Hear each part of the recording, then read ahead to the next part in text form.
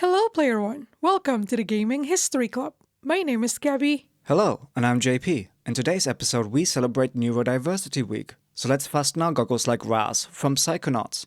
Beware and use caution as we step into one of the most dangerous environments in the world, the human mind.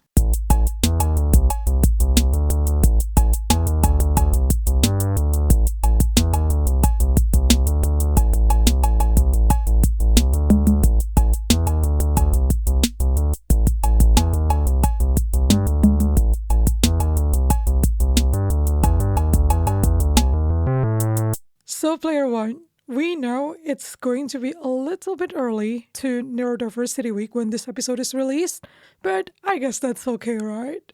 Better earlier than late. I mean, earlier is still on time, in a way. You're just standing around for a while, waiting for all the other guests to arrive. I guess so. But better than late. Also, it's a podcast. You can listen to it anytime. No, but please listen to it when it comes out. Okay. Don't listen to Gabby. Just listen. As soon as you see it, please like and subscribe. It's not YouTube, but please like and subscribe anyway. Yes. Fair point. Yeah. But we would like to delve into neurodiversity and exploring neurodiversity in the context of video games. So, Gabby, what is neurodiversity? Neurodiversity is a term coined by Judy Singer, an Australian sociologist, back in 1998. Now, I understand Judy Singer is quite controversial, but we will not delve into Judy Singer as a person for this episode. No. Right? No. And just to clarify, it's not controversial in terms of neurodiversity. She's said some things that are controversial in other aspects of life. Exactly. Yeah. Yes, so it's not to diminish any of her works in neurodiversity world. Yeah, and as a basically. courtesy, we won't even say what it is that she said that's controversial. But let's move on. Yeah, let's move on. So, neurodiversity refers to variations in the human brain regarding sociability, learning, attention, mood, and other mental functions. It is also a social movement and has roots in the autism rights movement. It aims to change the current paradigm and conception that having a neurodiverse condition, for example, autism, is pathological, meaning having a disease or dysfunction that requires being treated or cured as it is harmful. Neurodiversity instead aims for conditions such as autism to be accepted as a natural variation of the human brain with its advantages and disadvantages. Similar to being left-handed, really, these conditions don't need to be treated or cured per se, but acknowledged and accommodated as part of normality. Some people that identify as neurodiverse want to be recognized as a minority group, and people who identify themselves as neurodivergent typically have one or more of the following conditions: autism spectrum disorder, or ASD, attention deficit hyperactivity disorder, or ADHD, Down syndrome, dyslexia, dyspraxia, dysgraphia, and dyscalculia, intellectual disabilities, mental health conditions such as bipolar disorder, obsessive compulsive disorder, and also Tourette syndrome. However, since there aren't any medical criteria or definitions of what it means to be neurodivergent, other conditions also can fall under this term as well. It's not a comprehensive list. Yeah, exactly. Neurodiverse people have a significant chance to have more than one of these conditions, and this is called comorbidity. For example, there is a higher comorbidity rate for those with dyslexia and ADHD. Individuals with ADHD have a higher prevalence of anxiety, and 1 in 7 individuals with autism will have co-occurring dyslexia. People with these conditions may also choose not to identify themselves as neurodivergent, and the neurodiversity paradigm has been met with some criticism. One common criticism of neurodiversity, for example, is that it risks minimizing or erasing the challenges faced by people with significant support needs, and it's applicable more to those who are able to live independently and communicate well. Yeah, that's right. So that's another major point where people who identify as neurodiverse are also the ones, obviously, that can communicate to an extent. autism, for example, some people, they cannot speak at all. So they don't have a voice per se to communicate. Do you identify as being neurodiverse? Or do you feel like you are somehow hindered in a way? We can ask them. And so we don't know what their opinion is. So that's another way of looking at neurodiversity. So perhaps it is more applicable to the what's called the higher functioning neurodiverse people. Yeah. However, the neurodiversity movement does seem to positively affect those that consider themselves to be neurodiverse by bringing empowerment and social awareness, as well as changing the default lens by which neurotypical people view those that are neurodiverse, which has historically been one of a purely medical standpoint. Neurodiverse people are seen as naturally different and not broken or abnormal.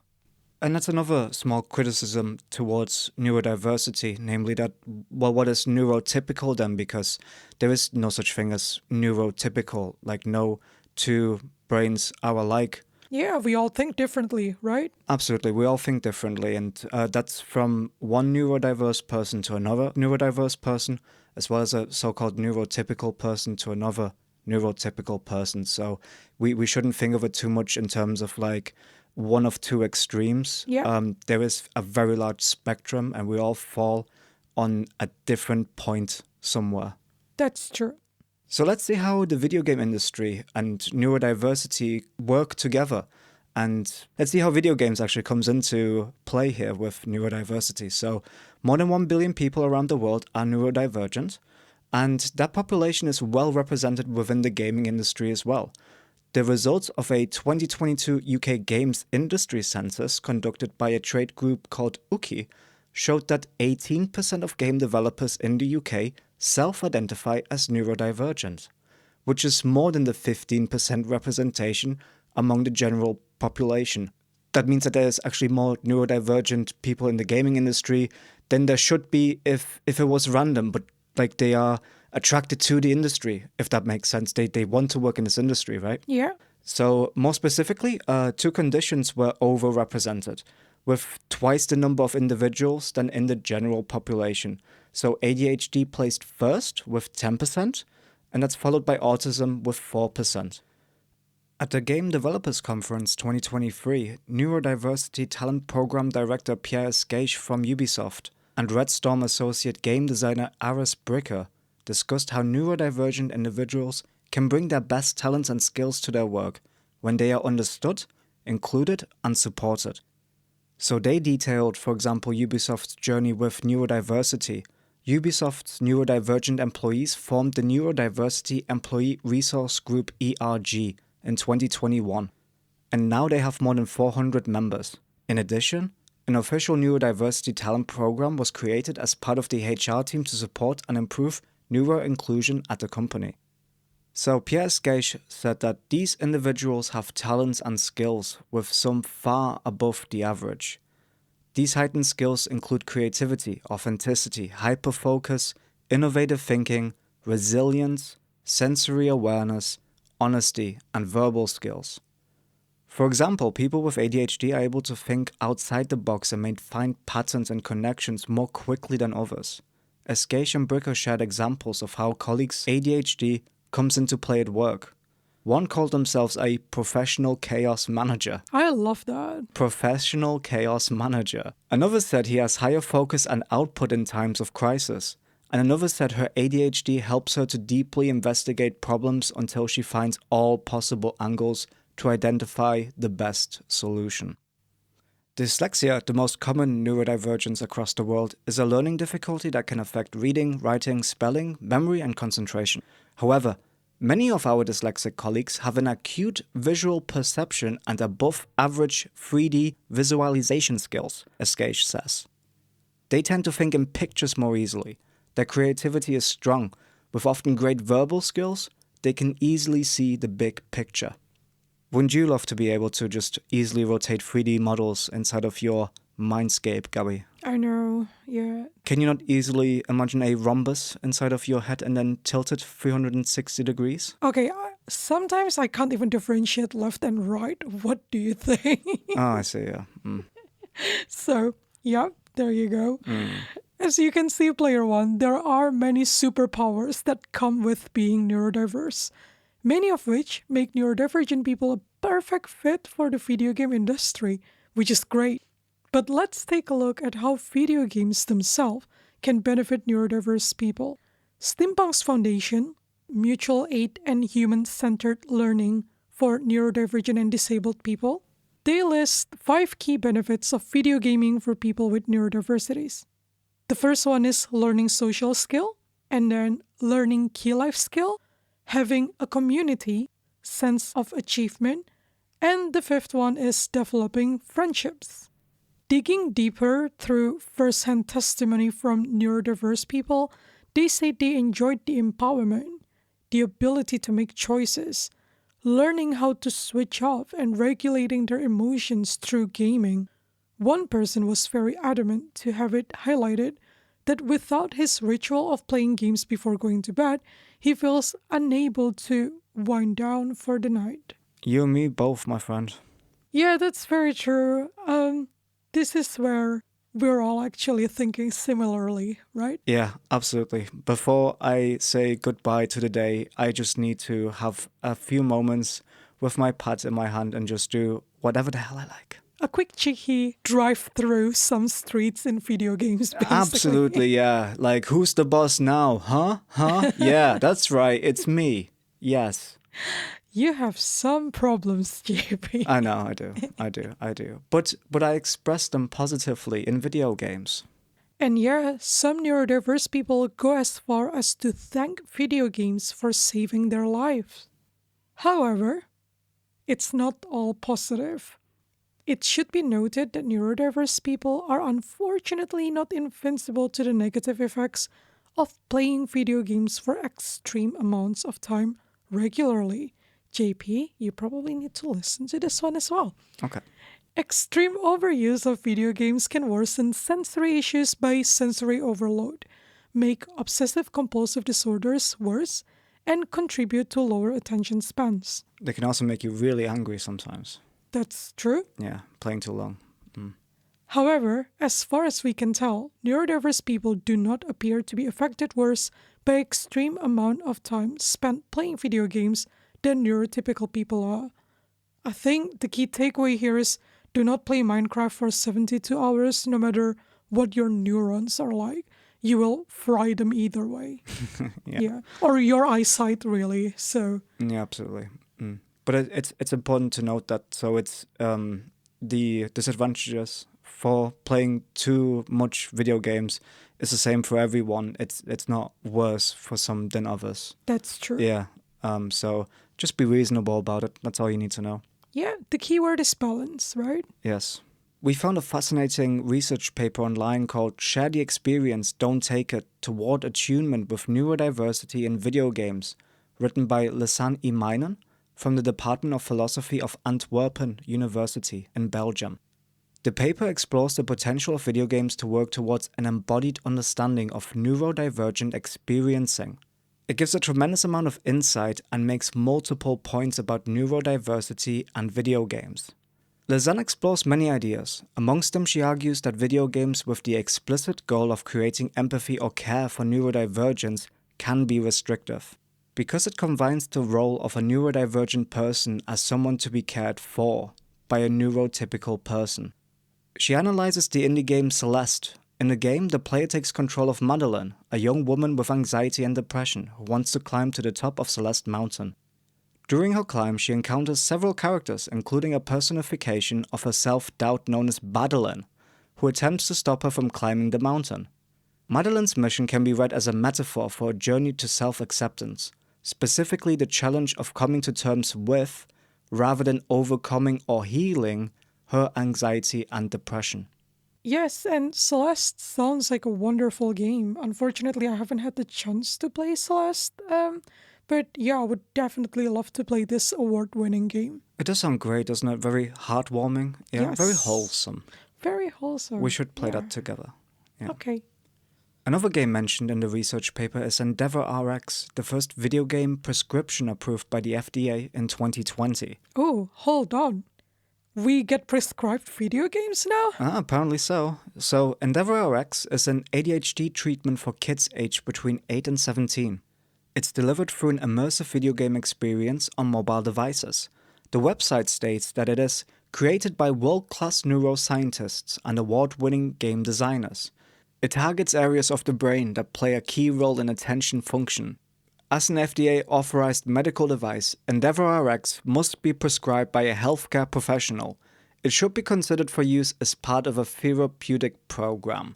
So that's what it says on the website. The gameplay involves tilting your phone to steer around obstacles or collect items, while there are characters on screen jumping out at you and doing some stuff that you need to ignore and focus on steering your ship and either collecting or dodging obstacles, right? And I think that's how it's supposed to stimulate your focus, basically. However, I'm going to have to give them a slap on the wrist. It costs $99 for a 30-day prescription, but I think that is not a completely justified price to put this at because, so on the website it says that we recommend have this for at least 4 weeks and play it for 5 days per week at 25 minutes per day, which I think works out to around 8 hours, and that will cost you $99. I don't think that is justified at all. So a lot of room for improvement here if we're going to use prescription video games to help people with improving their skills in how to regulate themselves, if I'm being honest with you. Yeah, I agree. That's quite a steep price, isn't it? Very steep, very steep. But there is a game, although not prescribed and not FDA approved kind of game, it is a really heartwarming one. Now, this is a real video game. Gary, tell us about this video game, finally. Yes. So, we're coming to Max, an Autistic Journey. That's the name of the game. Max, an Autistic Journey aims to help to explain to people what a typical day for a 10-year-old with autism look like. It was developed by the father of an autistic son, Stefan Cantin, and the titular Max is based on his own son. The game plays like SNES-era RPG, basically, and it involves Max walking around his home, talking to his friends and family. In the game, he battles enemies, quote-unquote enemies, I would say, which are a mix of his own imagination and representation of his anxieties. And you know what the cool thing is? They even have some mini-games inside the game, which is really cute. Cool. Yeah. So, behaviors and symptoms of autism are explained throughout the game in pictographs that explain in simple words elements of autism depicted in the game. For example, Max is seen to become stressed in a loud classroom and his classmates turn into monsters, or basically this is what he perceives as monsters, until he finds a pair of noise-cancelling headphones. Max almost always starts his sentences with, "in fact," showing signs of stilted language. He says everything with "in fact," like he just woke up, he will be, "in fact, I need to get dressed. In fact, I need to choose my clothes now." It's really cute. Another example is when he tells one of his friends that he is boring and struggle to understand why his friend is upset afterward. So, although autism affects everyone differently, this game was based on the specific experiences of a father and son and does so wonderfully. Yeah, no doubt. I think Max, an Autistic Journey, looks like a really, really cool game. It's simple, but not so simple. It's a really nicely done RPG, basically. Player 1, if you're going to walk away with 2 games today, let it be Celeste and Max, an Autistic Journey. Yes. And lastly, I want to share a quote from one of our personal favorite games from Psychonauts 2. Woohoo. The mind is the final frontier of humanity, and we've only begun to explore its mysteries. Yes, indeed. We hope you've enjoyed this episode, Player 1, and seen video games, the best and ultimate art form in the universe, from a different angle, and learned something new. New episodes of Gaming History Club are released every second Wednesday, so make sure you subscribe and follow us on our social media. Say hi to us, visit our website on gaminghistory.club, And let us know if there is any specific topics you'd like to hear, or just share your favorite video game stories with us. Come back in a couple of weeks, Player One, when we look at the trials and tribulations of the video game industry. See ya!